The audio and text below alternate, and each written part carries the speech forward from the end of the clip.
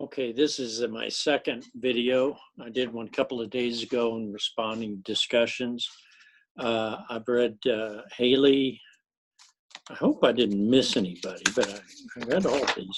Got Haley, Katie, Diego, and April and Brittany.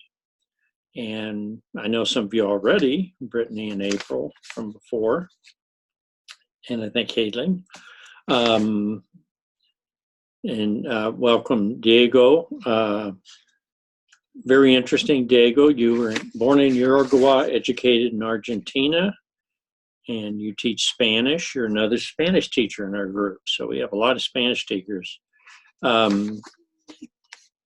lot of good stuff in your discussion that you brought up, and I thought some of it came from the book, from the textbook, but there's some important points that came up that I want to really focus on. One of those, and I think all of you mentioned it because I have, April, you mentioned it in talking about Bellarmino's response.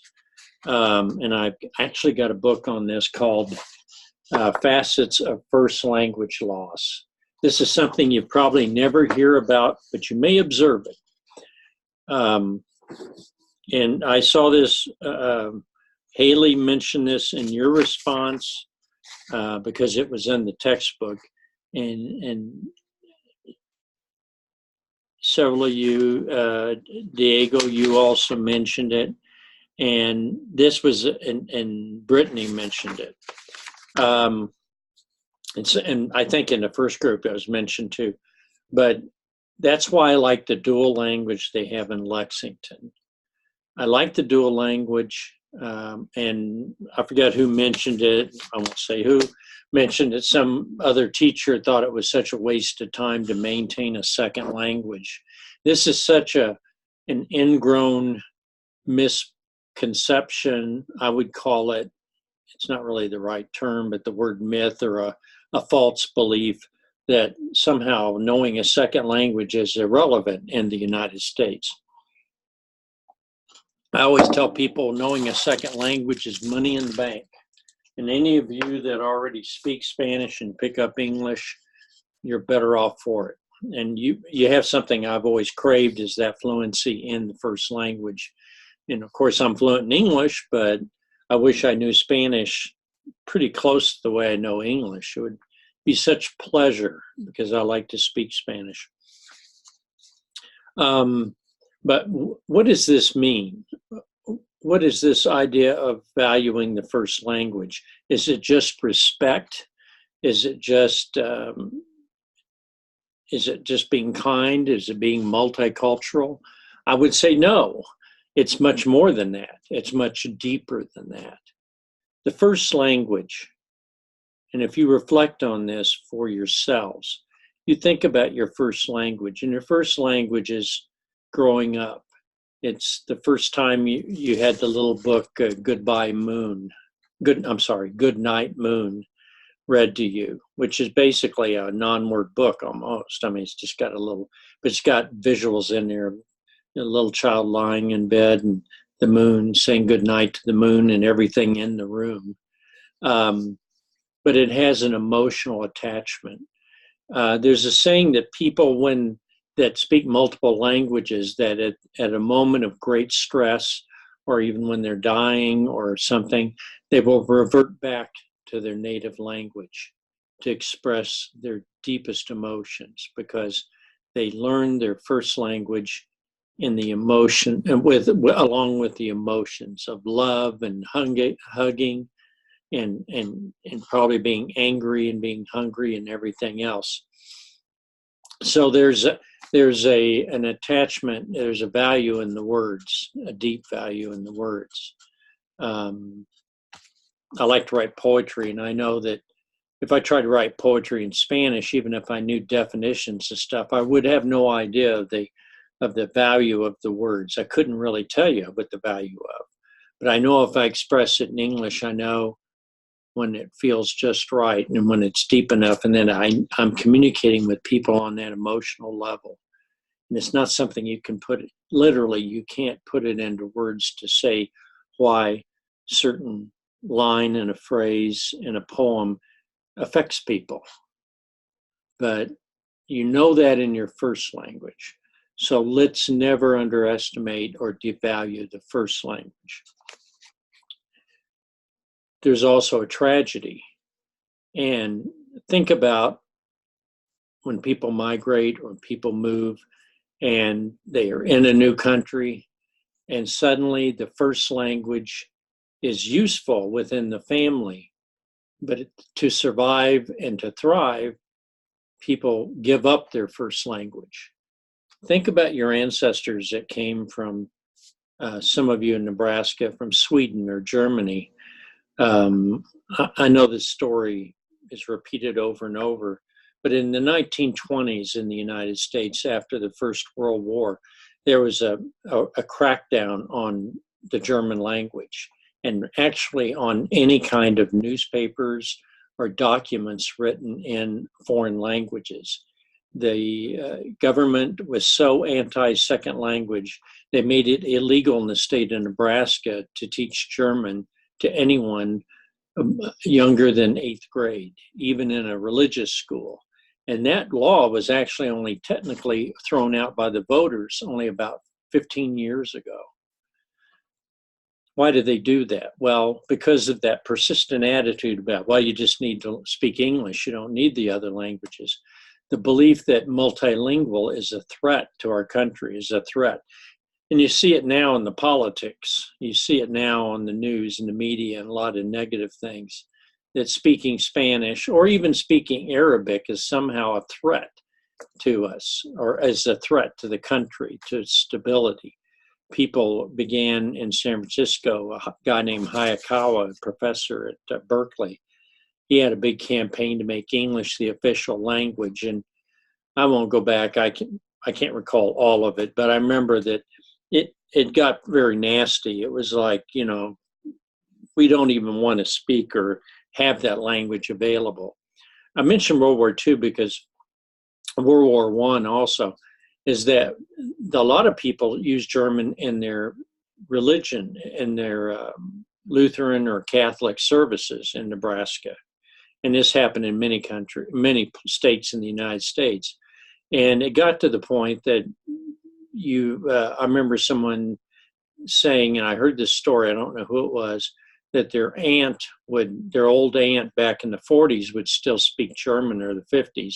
And when they would go to town, they would try to tell her to shut up. Nobody wants to hear German. We are Americans now. We speak English. And so think about that individual who obviously probably didn't speak much English, being told they had to remain silent. That's what basically they were muffled. Kids used to be spanked for speaking Spanish in school. And that's why the English only rule is such a horrible one. I mentioned that already, I think, on one of my videos, or the last one.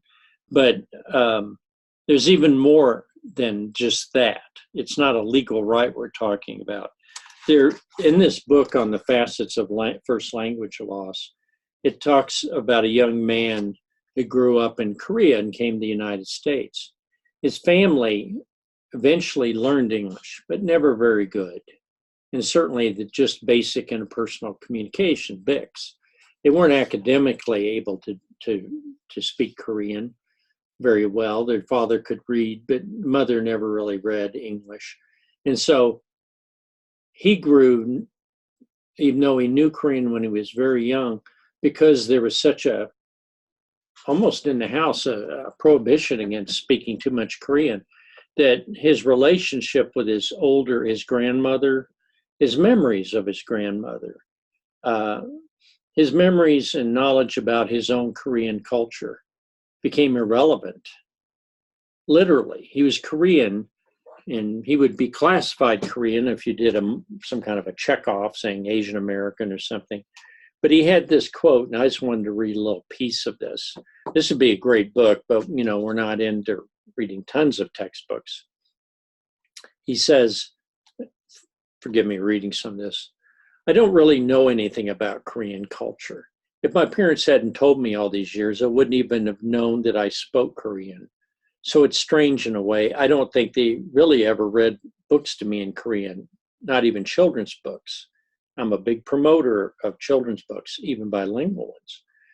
I don't think I've maintained it too well, except for food, and that's just because that's what my parents eat at home. In fact, I don't think my parents have maintained their Korean very well either.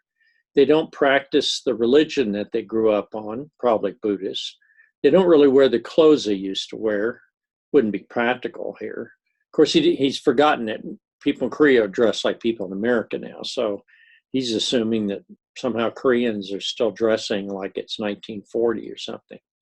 I don't really follow the culture, the Korean culture, but I don't think I've followed it ever to a great extent. I don't think I've totally ignored it either, because I read Korean books and things like that in English about Korea, but they're written in English. They're not anything deep or anything. They're not Korean literature, maybe just some fact books. Actually, I don't pick them out myself. My parents make me read them so I'll have some memory of Korea. And you see how pathetic this is. So I don't really read them, not out of desire, but it hasn't bothered me or anything just because I can't remember anything of speaking Korean. It really doesn't bother me. I don't have any feelings for it, for the loss. I haven't really thought about it much.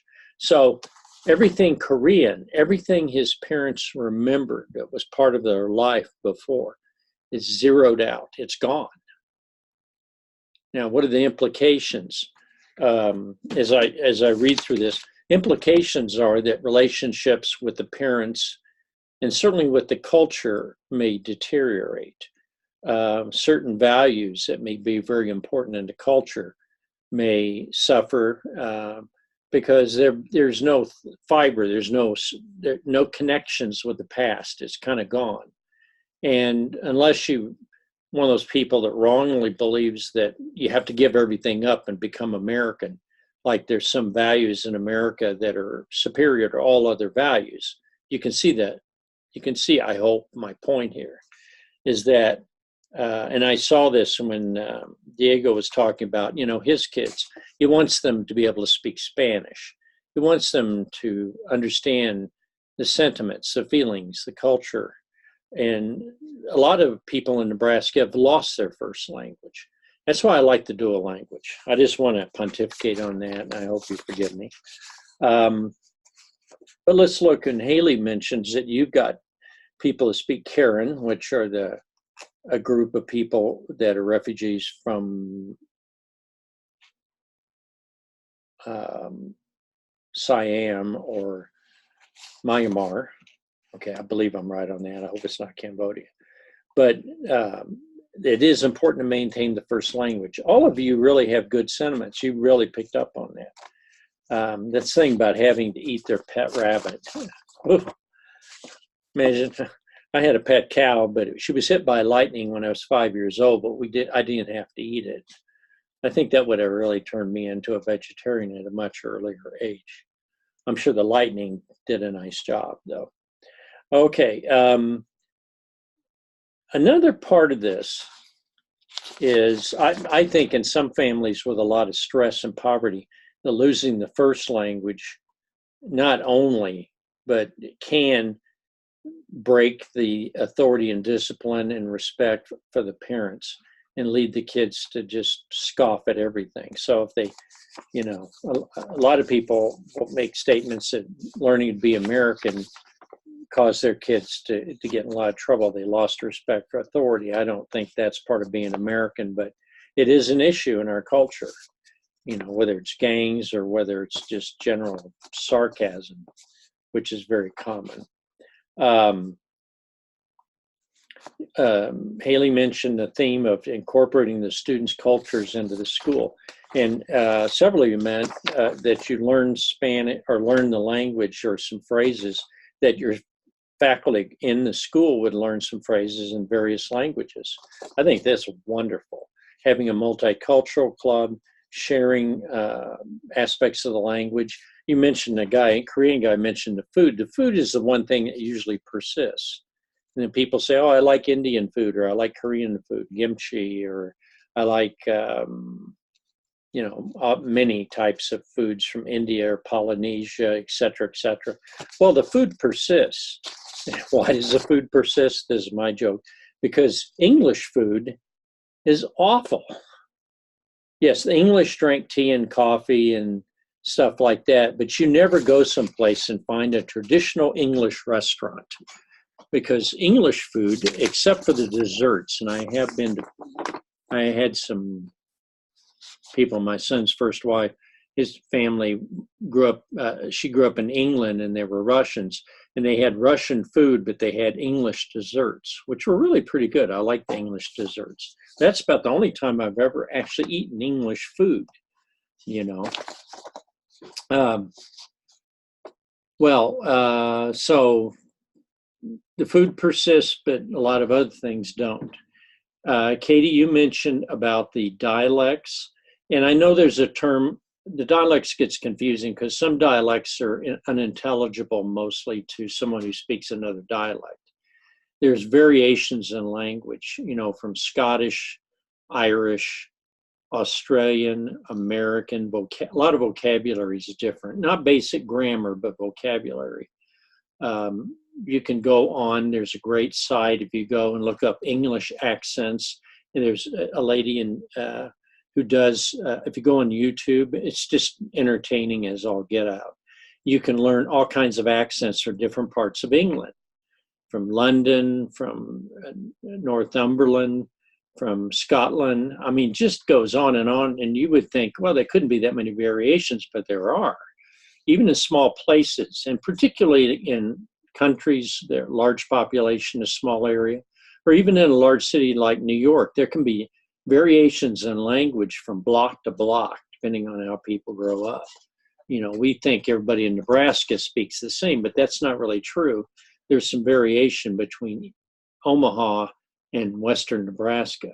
I know I was always very good at picking out people from Iowa and how they spoke. I can't really tell you what it was, but I lived in northern Missouri, and people in Iowa, I'd run into them at Kirksville because I had a lot of Kirksville university students at Truman State, or it was Northeast Missouri Teachers College a long time ago. And we'd have all these kids from Iowa, and I could always tell, oh, they're Iowa. They live 2 whole counties up, it's a big difference. And so if you're around people, you pick that up. It's not just Texas versus Florida versus, Kentucky accents.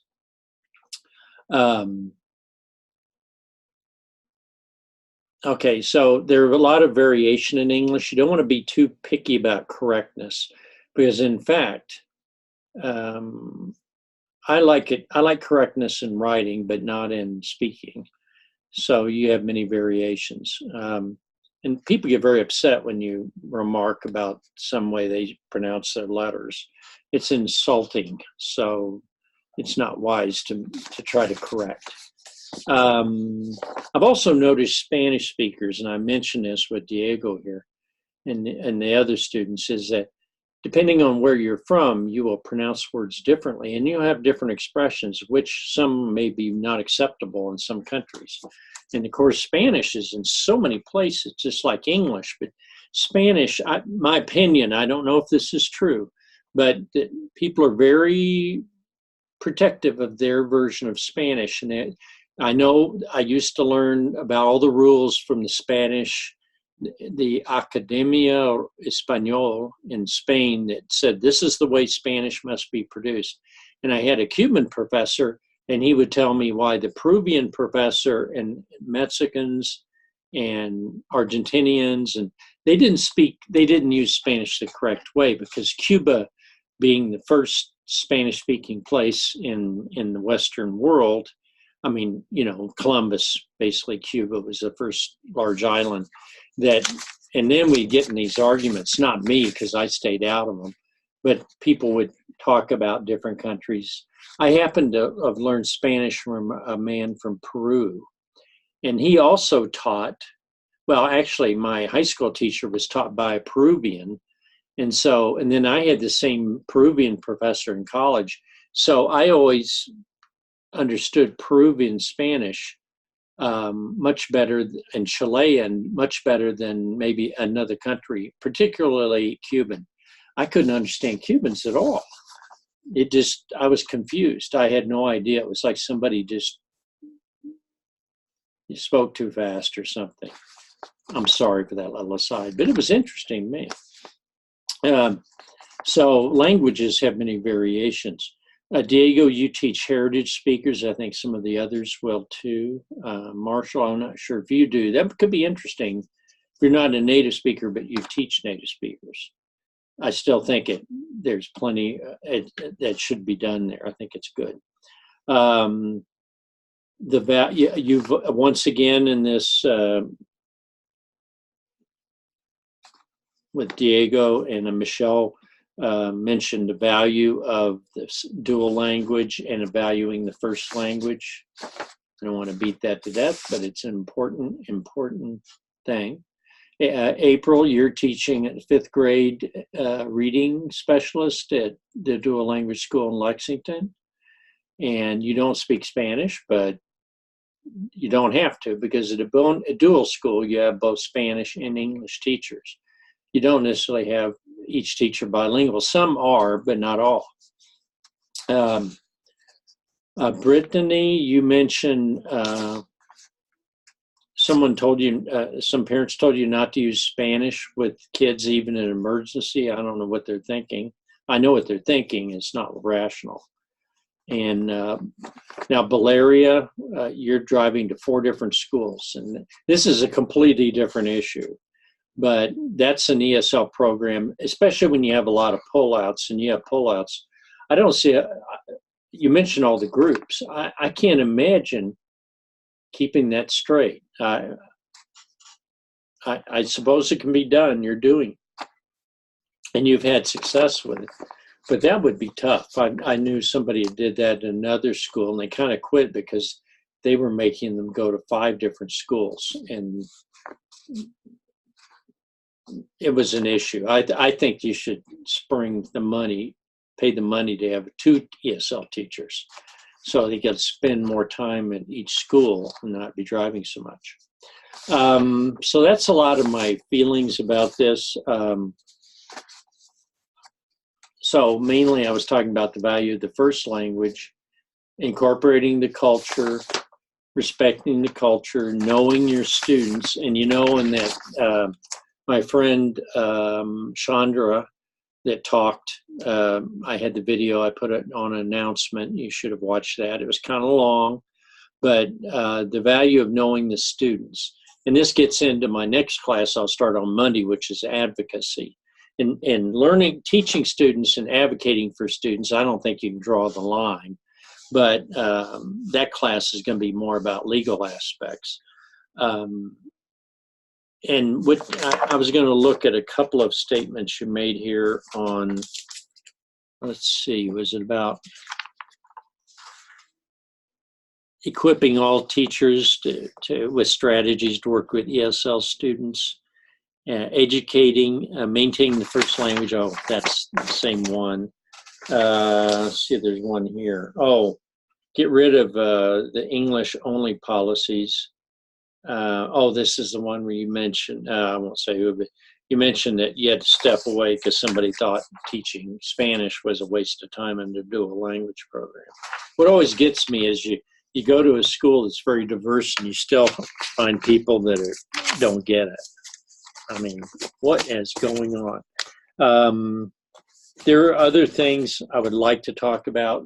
One other thing I want to mention, I wasn't really dealing too much with it right here in this first week, but the issue of the teaching strategies should be such that students are able to learn the material and it's not boring or repetitious.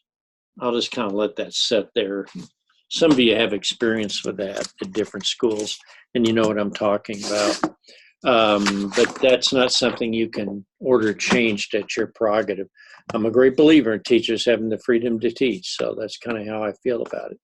Okay, well, that's my comments for this, and then I did put up the discussion for Sunday night, but you have until Tuesday night to do it, and I apologize.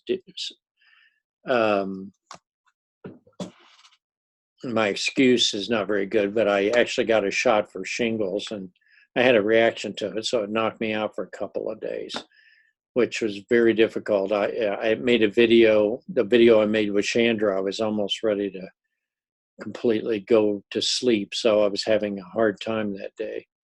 Anyhow, that's what happens when you get older. You have to get those vaccinations so something worse doesn't happen. Thank you, and I will see all of you in my video this weekend.